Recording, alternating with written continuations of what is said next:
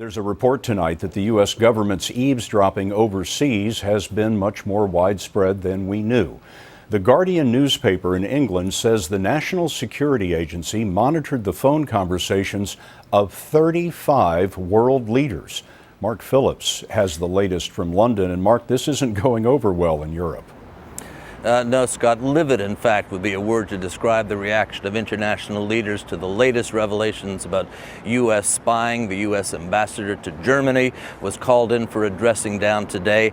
And the U.S., which until now has justified its spying by the need to keep tabs on its enemies, is now having to explain why it's been spying on its friends.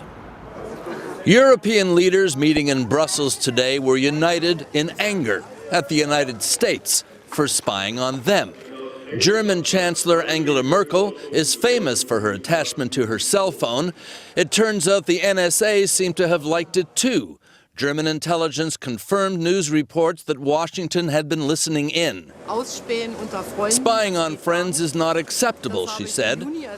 Her foreign minister, Guido Westerwelle, speaking in English to emphasize the anger, went further. This undermines trust, and this can harm our friendship. Merkel compared notes with French President François Hollande. He also complained this week about reports the U.S. intercepted millions of phone calls from France as well. And Italian Prime Minister Enrico Letta will be concerned about another credible report today about U.S. spying on his government.